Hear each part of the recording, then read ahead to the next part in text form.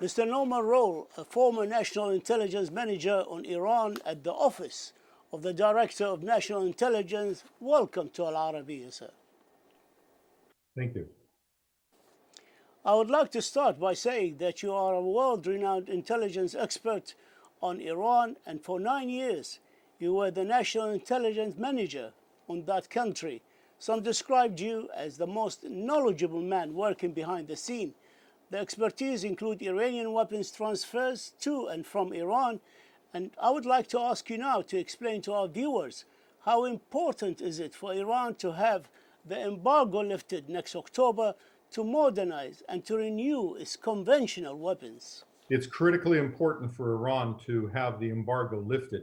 Iran's military is dated, its equipment is primitive, and Iran uses its military not only for defensive purposes, but to enable it to project power and aggressiveness within the region. But more so and more worrying is it provides the weaponry and the technology behind this weaponry to its proxies in the region. Allow me to give you a few examples. Iran has proliferated missiles to Syria and to Lebanese Hezbollah, as well as to Yemen, in violation of numerous United Nations Security Council resolutions. If Iran is able to gain additional technology, it will openly attempt to provide this technology to its proxies in the region. And that inherently not only makes the region less safe, but it requires that the countries in the region spend more on their own military and their own defenses in order to compete with Iran's aggressiveness. This is the wrong step at a time when the region is attempting to use its resources for broader social programs for its people and attempting to lower the frictions and the animosity in the region. So if Iran forces were not in optimal condition during the Syrian conflict, did they rely on Russia? The Syrian conflict posed a challenge for Iran. Iran is able to create rather easily proxy militias as long as it has a logistics pipeline that allows it to bring personnel and equipment to a particular area. That logistics pipeline existed with Syria. But the problem for Iran was it lacked aircraft, it lacked specific types of tech experience and technology. And for this reason, it had to turn to Russia, in many ways using Russia as another proxy to enable it to sustain its political and military goals in Syria. What Iran would like to do, if an embargo is lifted against it, is in essence to acquire the aircraft and the technology which Russia brought to the Syrian battle space, and then Iran could build on the experiences and use those aircraft themselves in such environments. Why did Russia allow Iran to use its expertise in Syria? I mean, after all, they are competitors in Syria in a way.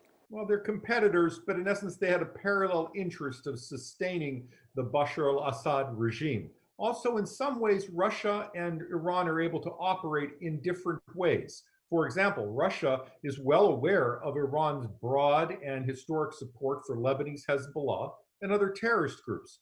Russia is well aware that Iran uses Syria to introduce missiles and other technology into the region. But Russia does very little to stop this because it doesn't inhibit Russia's interest, which is to maintain its own security and military influence in Syria. So in a sense, they operate on two different levels, and the activities of each of these states don't exactly compete directly. And as long as this takes place, they're each able to come up with parallel opportunities where they can engage and coordinate. How important is it for Iran to project a powerful military not only in the Gulf but also in the Arabian Sea and in the Red Sea? Well, for Iran, it's very important. And I think it's useful to remember that Iran has looked to expand its presence in the Gulf of Oman, the Arabian Sea, and then even in the Red Sea. And for Iran to require additional submarine technology, submarine missile technology, naval technology, that just creates an additional area of aggressive opportunity for Iran. The Yemen conflict is a good reason to consider how this arms embargo can destabilize the region. We should recall that in 2015, Iran openly, in violation of numerous United Nations Security Council resolutions, used its navy to attempt to send to Yemen a variety of equipment that would have transformed that conflict. Iran has since used smuggling to bring missiles into Yemen, which has exacerbated that conflict at the direct impact of Yemeni civilians, and has resulted in hundreds of missiles and armed drones being fired upon the Kingdom of Saudi Arabia, as well as the hundreds of thousands of foreign nationals who live in the kingdom. Iran would just be able to do all of this more openly and more aggressively if it has more modern technology. But aren't they doing it now secretly? Well, they are. But again, there are limitations to the type of technology, and United Nations pressure against a variety of countries in the region inhibits Iran's ease at which it is able to transfer technology. For Iran to succeed in an environment, it requires a logistics pipeline, and it needs the countries that are sort of a part of that pipeline to be willing to turn a blind eye to Iran's activity. As long as there is an arms embargo against Iran, the United States and its partners can go to countries throughout the world and ask them to not sell military technology to Iran that would enable Iran to, in essence, threaten civilians throughout the region. Russia and China have historically repeatedly stated that they are willing to provide Iran with weapons as a way of weakening maybe the US power in the region. Plus, Iran presents a very lucrative arms market in the area, and both Russia and China have done so in the past. Can you walk us through the types of weapons that Iran would be after if the embargo is lifted? And let me start with the aircraft. This is correct. During the Iran-Iraq War, China was the #1 arms supplier for Iran.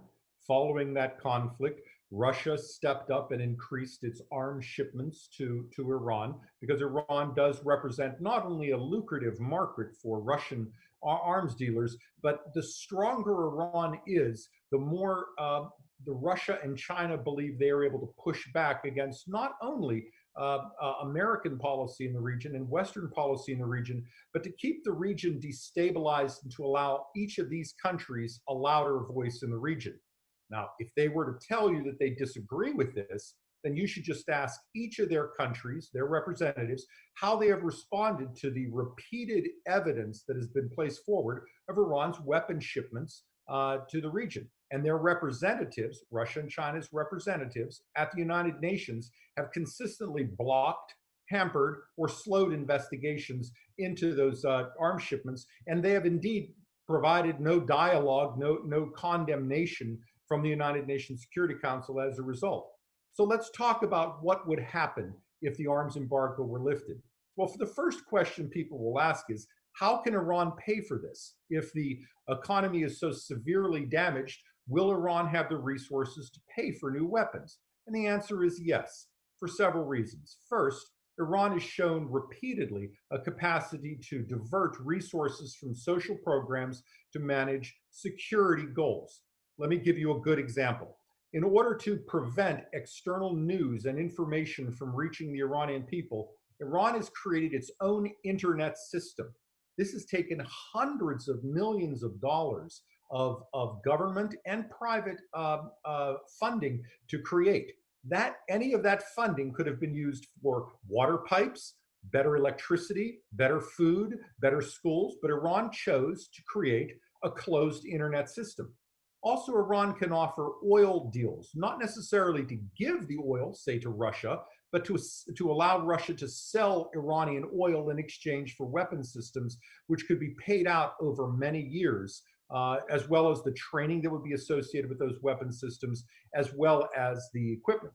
Now, the types of systems that Iran is most likely to seek would begin with a combat aircraft, because that would enable Iran to exploit the experiences it gained in Syria. So you want aircraft that it can use in coordination with ground forces and proxy forces to attack its adversaries.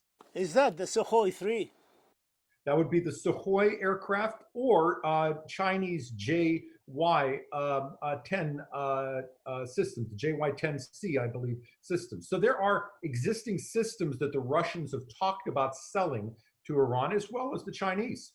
And that is equivalent to the F-16, I suppose. Well, it's equivalent to the F-16, but it's a rough equivalency. And again, much would depend upon the skill of Iranian pilots, the nature of the training, and the weapon systems with the aircraft. But the equivalency is, again, with the F-16. How about the submarines? What do they have and what do they want? Well, Iran has two types of submarines. They have large and not very sophisticated submarines, as well as a small stable of mini submarines that they have built on the basis of technology they acquired, probably from North Korea or China. What Iran would seek to do is not only to improve the technology with those submarines to give them a longer reach throughout the region to threaten shipping of their adversaries, but to use a greater array of missile systems to include cruise missiles, which would allow them to strike land targets as well as sea targets from these submarines. I need to spend a moment on the importance of the Arabian Sea, the Gulf of Oman, and the Red Sea to Iran. Many people often point to the Abqaiq missile attack as a blatant attack by Iran on the Gulf energy infrastructure. That is correct, but it is not the first time Iran and its proxies attempted to do this. There have been multiple attempts by the Houthis, with Iranian guidance, weapons, and assistance, to attack energy targets in the Red Sea and along the Red Sea coast. So Iran would, in essence, just seek to do more broadly, in a more broadly geographic area, what it has been doing historically. After all, aren't they after the one diesel submarines manufactured by the Chinese? Well, the Chinese diesel submarines would be more advanced, they would be more difficult to detect, and they would have a longer range. So Chinese diesel submarines would indeed be quite useful to the Iranians. But again, we've got to go back to the issue of what does this mean for the region? It's not only a threat, but it would then require multiple regional states, as well as Western partners, to invest in counter-submarine measures, diverting resources from other areas. If you're China or Russia, it's a very good thing for the United States to spend more money on the area of the Gulf and the Red Sea, because that money, that military resource, is taken away from Russian areas or the Pacific. So in part, this offers China and Russia an attractive way of weakening Western military forces, as well as perhaps even developing new markets for themselves. I'd like to spend a moment on that last point.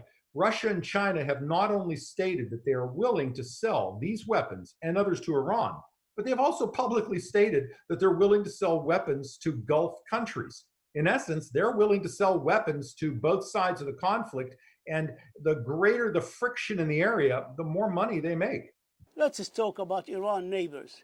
They are all under great financial pressure as it is, but they will have to buy new deterrence and defense programs such as air defense, offensive missiles capability, counter-submarine capability, and that will all have an effect on the people of the region.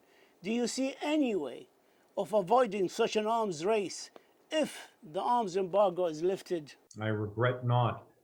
Diplomacy with Iran to reduce its aggressive regional activities has not been successful. Multiple American and European administrations have used some of the smartest and most hardworking diplomats in the world to convince Iran that they shouldn't do this, and it has not succeeded. The diplomats of the Gulf countries have been very open about their willingness to welcome Iran as a normal state in the region, and that is very commendable. But at the same time, the Gulf diplomatic leadership has been quite open in stating that they are under attack by Iran, and they expect the United Nations and the international community to stand with the principles and values in which we have claimed that we would be united against aggressor states. So I don't see diplomacy as being the first route, simply because Iran, that has not proven useful in the past. Secretary of State Mike Pompeo was here on Thursday, the 20th of August, to activate the snapback mechanism. And we all heard the permanent representative of Indonesia, who is the president of the Security Council for the month of August, saying on Tuesday that he cannot move on activation because of what he called divisions within the ranks of the Security Council members. Now, if that fails in the United Nations, the activation of the mechanism, are unilateral sanctions by the United States the way forward? Well, unilateral sanctions may be the only available way forward. Whatever your views on the Iran nuclear deal, and there are indeed strong supporters with good reason to support the nuclear aspects of the deal, given its strong emphasis on science. You can have a position on how long the restriction should take, but even if you support the nuclear aspects of the deal, we're challenged with Iran's unrelenting aggression and expansion of its missile program. And the sense in Washington in the current administration is that they have publicly and repeatedly told the Europeans, as well as privately, as well as the United Nations Security Council, that something needs to be done to compel Iran to stop. And the only mechanism to do this is going to be either diplomacy, sanctions, or a military conflict that everyone wishes to avoid.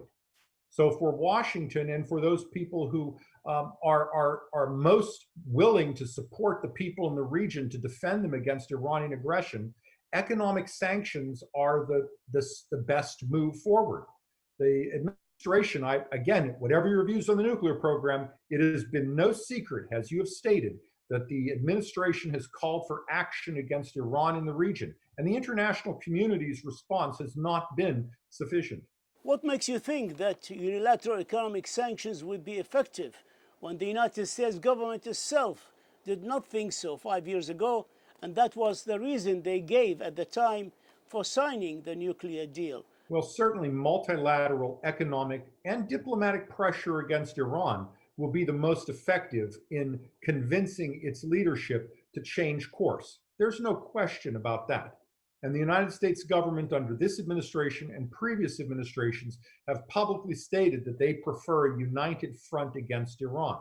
What we have now is a situation where, although we have strong support in many countries that they would like to do something to stop Iran, we have the UN Security Council unwilling to sacrifice what they believe would be the nuclear deal to produce that pressure. In the United States, the current administration simply disagrees with that and is willing to stand on their principles that if we do not stand against Iran's aggression, what message will this send to the Russians in regards to Eastern Europe? What message does this send to China in regards to smaller countries in Asia?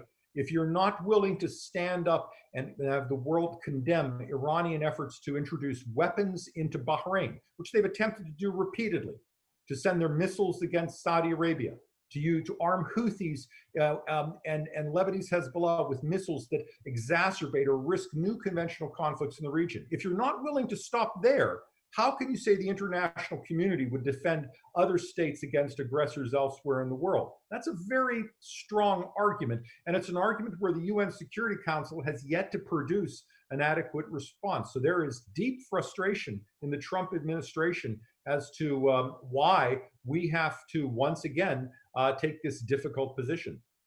And we must not forget, I suppose, the pro-Iranian militias in Iraq that the new prime minister is struggling with, which is armed and trained by Iran and Hezbollah of Lebanon and spreading chaos in Iraq and eroding the authority of the national government. And indeed, I think you're looking in Iraq, as well as in Syria and Lebanon, that Iran is able to do one thing very well. They can export a militia structure, but they cannot export good governance because they don't have that themselves. So what the prime minister of Iraq is facing right now is what happens inevitably to any country where you have an Iranian militia allowed to develop political support. The prime minister of Iraq, if he succeeds, will transform Iraq into a modern nation state that the world should welcome. But if he fails, and we should all do everything we can to support him so that this doesn't happen, then we will see similar things to what we're watching in Lebanon or in Yemen play out for decades to come. And that would be a very difficult situation to resolve.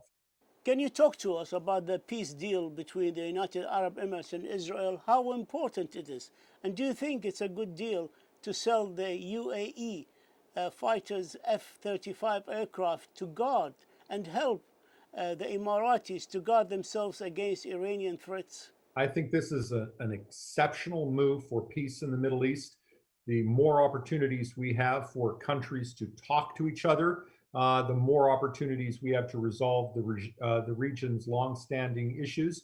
I need to also stress that the United Arab Emirates has historically and publicly been a very strong supporter of the Palestinian people. Indeed, as recently as May, the Emirati government sent aid to the Palestinian people to support them in their confrontation against COVID.